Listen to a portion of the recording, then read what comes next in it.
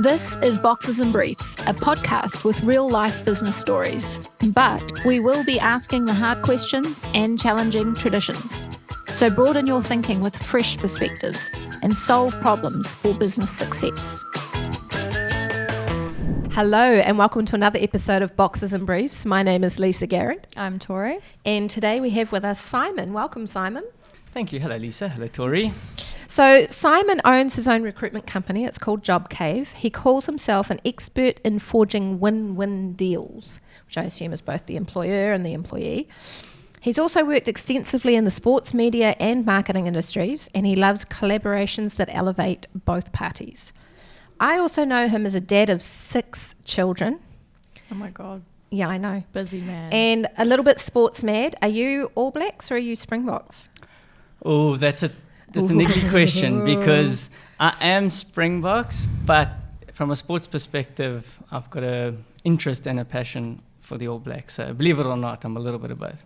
Like a high level of respect for the All Blacks. Let's put it this way. So my favourite rugby player of all time is Christian Cullen. Mm-hmm. He was All Black fullback for the All Blacks, and my oldest son's name is Cullen. Wow, okay, we've So there we go. So 100%. Yeah. All right, so tell us a little bit about why you're here, why you're on the microphone today. Cool. So I'm in the recruitment game, but my career has really been, historically, everything pre-2019 was in media, radio, TV, and advertising. And I have a keen interest in consumer behavior, especially historically. So, and I had a bit of a reputation at the time for somebody who could take messaging and look at a population group and a demographic and say, cool, how do we create messaging that's going to land here? How do we be authentic? How do we truly speak to people in a way that's going to resonate with them and help us put our best foot forward? And obviously we want people to spend money with us, so we got to be real. Then 2019 onwards, living in New Zealand, again, I'm interested in the way that people think, why they make certain decisions, and I'm interested in business, and everything's about relationships and how it plays out in the workplace. And the other thing that's important to me is your work is such a big part of your life. I mean, it's part of your not only putting food on the table, but it's part of your self-worth, it's part of your future opportunities. And so the magnitude and the role that people play in that is what really makes me tick. It is. It's a big deal. Yeah. Yeah. Okay, so within your recruitment in New Zealand, today we're talking about diversity. It's been a hot topic of mine for probably the last month or so, because somewhere there's a line. So I want to know, have you ever witnessed stereotyping in New Zealand in your recruitment? Yeah, absolutely. What do you think? It actually doesn't happen that often. From the person who you are recruiting or from the employer? It generally will come from the employer because they are going to brief you and say, look, this is the talent that I need and this is what I consider the right fit in the workplace. And so in an ideal world, I'm looking for, and they've created this persona that they believe is right. And often I may not agree and we might have a conversation around that. But I've seen it happen here. It's actually not as common as you might think. And I think Kiwis in general are open and accustomed to diverse cultures and people and ways of thinking. Okay. But it does happen, and I have seen it where, say, a business owner will imply or directly say to me, listen, I want you to avoid that demographic. Yep. And they might have their own rationale behind why they want to do that, and I've seen that fail big time, and I've also seen employers change their ways, but it doesn't always work. No. What's the most common one? The most common bias Stereotype, or stereotype. Yeah. Ooh, how specific do you want me to get? So get specific. Oh, so get specific. Yeah. Oh, okay, so a lot of if you look at the ownership of businesses in New Zealand versus the workforce, the demographic's different. So most businesses are owned by white males, and then of course. A lot of the workforce are from the Asian community, whether that's Chinese, Korean, Indian, etc. And so you often find that business owner might want to avoid immigrants, and they've got their own view as to the impact on their business, and that's the one that I see most of the time. Yeah. So have you experienced it yourself? You're South African, yeah, right? Yeah, I have. So, and I don't care that much personally, but my own sort of insecurities and feelings aren't necessarily reflective of everybody's. But so I don't really care. But 100%. So I come from a media and marketing background, and I think I've got a lot to offer in that space. And I've applied personally for roles, especially when I first got to New Zealand, where in that space, and I knew for a fact that I can smash this particular role. Maybe that description is why, saying you can smash it. But no, and so I've definitely had the feeling that I've been excluded at times because there were people just make an assumption that, look, South Africans are a little bit bolshy, a little bit opinionated. They just think you were talking yourself up. Yeah, exactly. And of course, they've got no context around your history, so they're just stereotyping. Yeah, and there's this thought that South Africans like to give instructions, not take instructions, and so people don't want that in the workplace. So no, 100%, I've seen it, but as I say, it doesn't worry me. Yeah, personally. Yeah. Okay, so in New Zealand, we've talked about the white male employers and the immigration type employees, but are there other ones like? So I heard a disturbing story this morning, actually, which was that there's a bank in New Zealand that have percentages marked out. So when they hire, it has to be 50% male, 50% female in their team. There's also percentages around colour of skin and percentages around, I don't know what you call it, sexual orientation. Gay, not gay, transgender, not. So the thing is, if I have a role, I would want it fulfilled with somebody who's got the skills and the values that align with the role, no matter what they look like. But if it's come to a point where, well, it has to be 50%, so I have to say no to you because I really need a female. Like, how is that not almost reverse racism? Yeah, well, I agree with you. And I think if you take that too far, then it is reverse discrimination or reverse racism. And so it's a difficult one because if you allow that, then politics ultimately dictates business, which is not really what you want. And you don't want, politicians consider like short-term wins, right? There's a PR element to being a politician, and you've got your term of office that you need to, get some wins. And so you don't really address root cause of issues. And so there is room for a lot of improvement from a diversity perspective, but we don't address it at the right levels, and we're always fighting the sort of symptoms. And you can't prescribe or legislate, well, you can, because it happens, but if you legislate workplace diversity, you often have an adverse effect. So you stifle entrepreneurship. You might say a family wanted to start a business or has a business. Now suddenly you're being prescribed to who you should and shouldn't employ. And so people will take their business elsewhere, or in the case of, depending on what country, you'll have people leave the country and go for pastures that are more entrepreneurial friendly. And again, I'm not saying at all that we shouldn't always be trying to check ourselves around the diversity, so that we're not excluding people because of bias. But at the end of the day, there's things we can do to make sure that we enable diversity versus have it prescribed to us. Yes. Yeah. Because at the other end of the scale, there could be me, a middle-aged white female, who's looking for somebody, and my comfort zone would be to employ a middle-aged white female. So I can see it just happening without thinking about it. So then what are the pros for thinking about diversity? I think that there's a few, so perspective different is minds massive. Kind of thing. Yeah, like to have other people's perspective, you don't know what you don't know, right? So you often don't even know what somebody with a different background to yours or value system, whatever, is going to bring to the workplace. True. And so you unknowingly exclude that by thinking or hiring in a very sort of narrow way.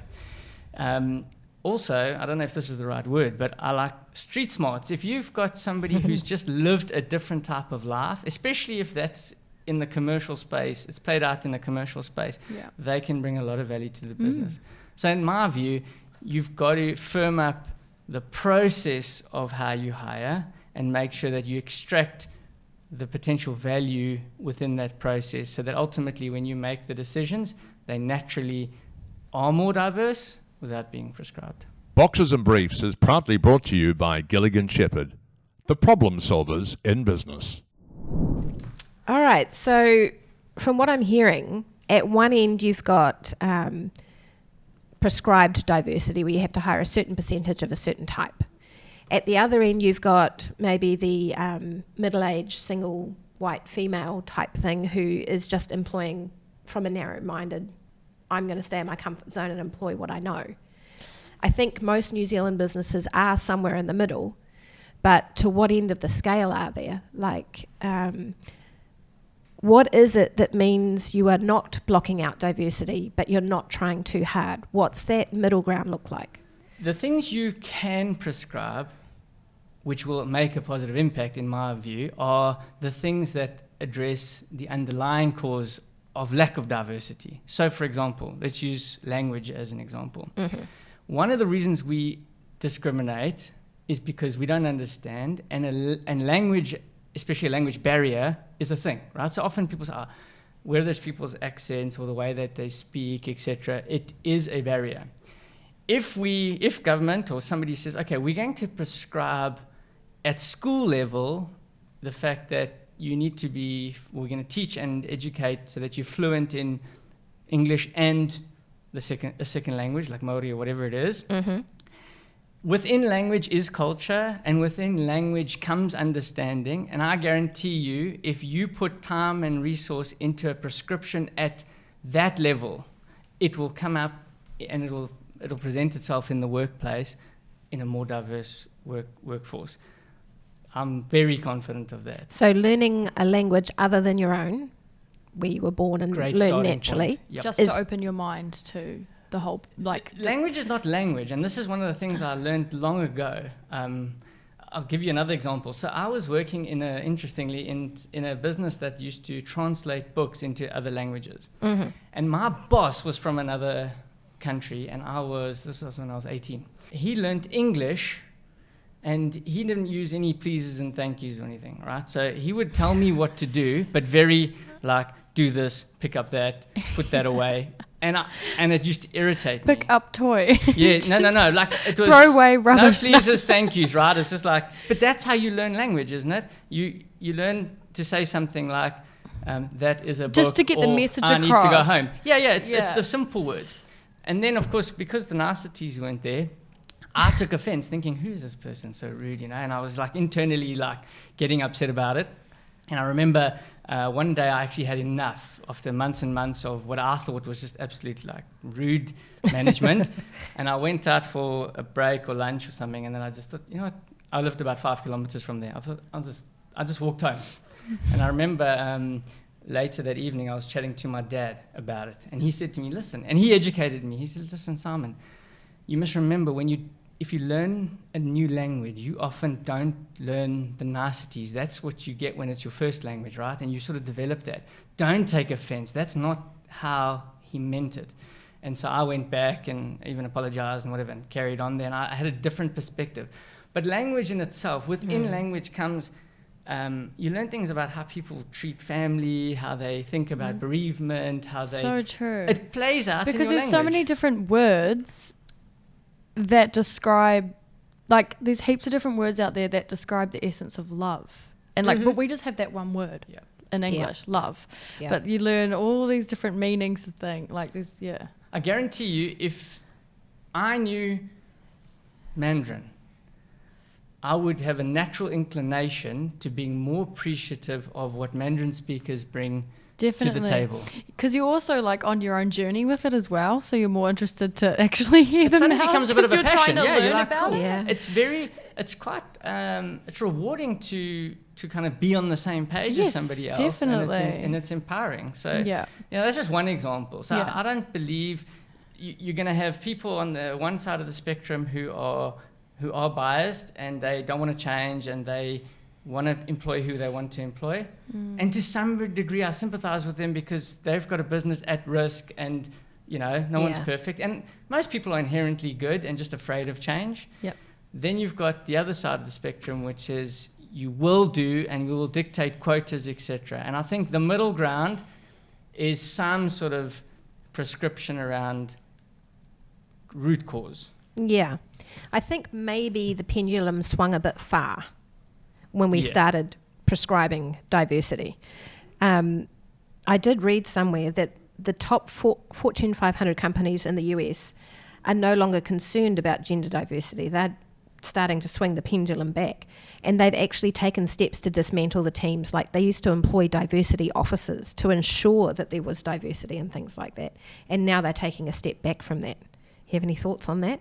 I agree with it. And again, I suppose people that feel excluded generally will be worried about that, right? Because they'll feel like, listen, I need a champion who's sort of got me in mind. And I agree that those people should be absolutely considered. But holistically, from a macro business level, it's unhealthy to operate like that. And you squash entrepreneurial spirit. People do business for the wrong reasons, and that just costs money. And I'm not a fan. Okay, well, diversity is one thing, racism is another, stereotyping. I mean, I hear things like that all the time, like, oh, old people aren't good with technology, or don't hire an accent because they can't speak on the phone well, like just stereotypes. So how do business owners overcome those to be open? It's an excellent question. So it's the reason there are stereotypes. A stereotype is developed because there's generally enough evidence, or at least bodies of evidence, to support a particular stereotype. But unfortunately, a lot of stereotypes are negative, and I don't know if that's just human nature, but as soon as we sort of stereotype people, it's almost always a bad thing, right? And we've got, and we will exclude them because of the stereotype, or make jokes or whatever. So that becomes a negative. Business owners, again, you're probably not going to get it right unless you do.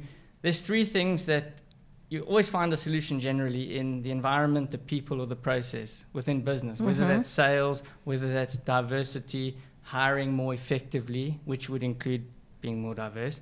And so if you do an analysis of your business and say, okay, within our people, is there anything within our staff complement that is causing us to avoid certain diversity? If there is, like let's say, for example, you have a staff member who's particularly racist, chauvinist, sexist, whatever, well, then that's maybe an area we need to address urgently. Within the environment, is there something? Within process, which I'm a big fan of, if you get process right and design your hiring process right, you will extract talent and value as opposed to surface level first impressions. Yeah. Okay. So is there a good one? Good stereotypes? If it's in your favor, absolutely. So I'll give you, and I can speak, about my own most effectively. So South Africans are considered a little bit in your face, direct. Not me, of course, but sometimes they can play in your favor. So you might be somebody who might be looking for somebody to repossess cars or to work security or something. I think, no, South Africans. They're going to get their point across. Yeah, they're going to be sort of. But aren't you then just doing exactly the opposite of what we're talking about, though? Now you're not open to diversity because you're trying to hire direct. Wow, what did you ask me? You said, can it be a positive? Can it be a good? When it works in your favour, I suppose that's subjective as well. But if it works in your favour, and not to the exclusion of others, Again, I mean, there's a few. There's negative ones. Women's become bitches when they become the boss. White men can't jump when they're playing basketball. Chinese people can't be understood on the phone. And then good ones. Asians are better at maths, supposedly a good one. Women have higher emotional quotients. Or dyslexics are more creative. Aren't they all bad? They're bad when you use them as like an absolute blanket rule. And so I would imagine they originate via some sort of reality, right? To varying degrees. Hopefully. The problem is when you use it as a blanket rule, and in fact, you should always be challenging your own bias and stereotypes. So if you're looking at something and thinking that somebody should be excluded because they typically wouldn't be good on the phone, then challenge it. And I think we should always be doing that and say, all right, I do feel like that, but let me see if is that even real? Is that true? Let me explore it. Let me do it like an internal audit or an external audit. Yes, and be curious about it. Exactly. Like try and sort of put the stereotype to the test in a way. Like acknowledge that it's there. Cool. Yep. Okay. I've heard this. But then wait, hang on. I want to see if it's, actually true. Well, not actually true or not. But yeah, like you said, challenge it. Yeah. Absolutely challenge it. And look, again, I don't ever sound like I would make light of serious issues, which I wouldn't. But we also need to, people are inherently actually good, and they don't generally make decisions with sort of wicked intent, if you know what I mean. So it's normally ignorance, and ignorance is sometimes your intentional, like the absence of your efforts to learn and to grow and to understand. So you do need to always do that. But as I say, like I don't, and it might be easy for me to say, but I think most people with a bit of education will get it right. Okay, so if you come up against one, don't accept it, challenge it. Challenge it, absolutely. Challenge it, yeah. And for your own good, because a lot of the things that we do because other people are putting pressure on us to do it. So from a self-development point of view, we should always be challenging stereotypes. Because I do think some of them isn't experienced. Some of them have been put on you without you realising.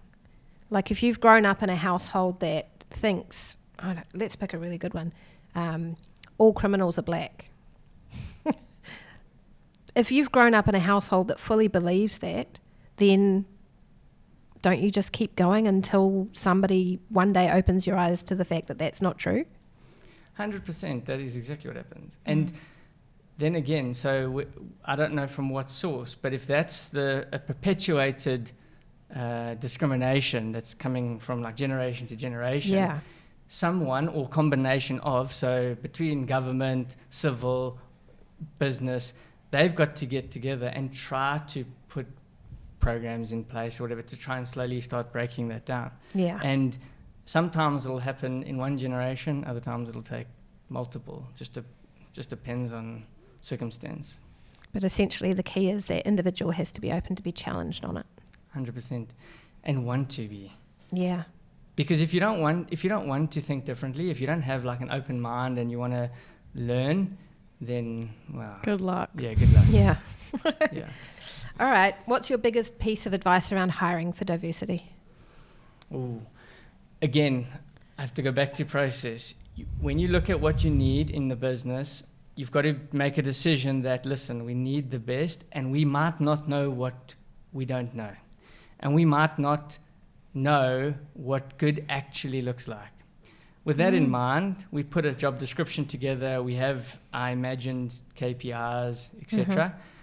But we're going to go and we're going to cast this net wide. And we're going to make sure that in terms of all candidates get considered. But we judge them according to a criteria which is about skill set and what they bring to the table, not where they come from, not their language, their origins, etc. And their sexual preferences or whatever. And we use a very like neutral but job specific set of criteria, and it'll filter itself through. Right. So if they can do the job, the values and skills, all that will get tick listed, then the fit will come in discussion. That way you haven't ruled anything out. Yeah. And executive teams should be talking about this from even a hiring perspective. Management teams should be talking about it. Not to say, guys, let's put some prescriptions in place. No, let's support a more robust hiring process. And you're always afraid of things until you work with them or you like in the presence of or whatever. And, actually, I thought so-and-so, or these types of people, or people from there, were going to be like different. this, but now that I'm like sitting next to so-and-so, all good. In fact, we're becoming mates. Yeah, I feel like some people just not exposed to it enough either. So then they've just, and then once they are, it's just like, oh, I'm actually having a great time with this person. Change is never as bad person. as we think it's going to be. Exactly. And so it's like, it's always way better. How do we, not force change, but how do we get change in, and everybody suddenly thinks, oh, that wasn't that bad. Yeah, oh, that's all good. Exactly. Oh, those kind of people are amazing. Yeah. So, yeah. It's a work in progress. And as I say, a lot of subjectivity, politics involved. So we need all areas to play their part. We do. Yep. Team effort. All right. Thank you so much. Now, if our listeners want to get a hold of you, how do they do that? Probably just easiest to just look me up on LinkedIn, Simon Milne, or just jump on our website, jobcave.co.nz. Perfect. Thank you so much. Cheers. Cool. Thank you. Boxes and Briefs is proudly brought to you by Gilligan Shepherd, the problem solvers in business.